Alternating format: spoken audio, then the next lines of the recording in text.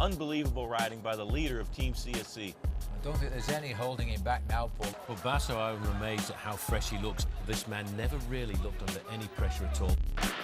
Operation Puerto in Spain, the Spanish Civil Guard, conducting a series of raids that uncovered blood doping memorabilia and lists, a paper trail to cyclists. Operation Puerto for cycling was a huge shock for cycling when it happened last year.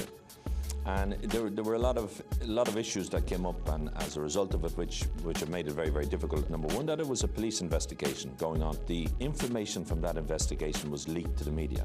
That then put cycling in a very difficult position, because the Pro Tour teams have a code of conduct within the Pro Tour, whereby if a cyclist is implicated in a doping affair, he is suspended until such time as he's either proven innocent or guilty. Cycling flipped upside down again. 9 riders dismissed from the Tour, including those who, behind Lance Armstrong, finished second Ivan Basso, third Jan Ullrich, and fourth Francisco Mancebo. The only thing that I can say that I'm shocked. I have nothing to do with all of this. I would still fight this to the end. In the case of Operation Puerto, when there was quite a lot of riders mentioned and named as being involved in it, it meant that they were implicated, and the teams took a decision within their code of conduct to take those riders out of the Tour de France last year. We felt that Operation Puerto would come to an end fairly quickly. We would get the information, and we would be able to go through the sanctioning process and prove riders either innocent or guilty, whatever it might be.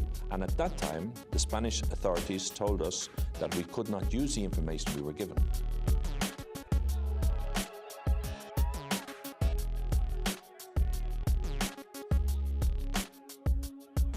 That left us in a quandary then, because these riders who had been named, even though nothing had been proven on them, under the code of conduct, they were still suspended, but we couldn't really allow them to be suspended for a period of a year.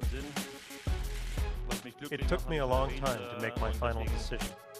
That's why I want you to know I will stay around cycling, but will retire from the sport as an active rider.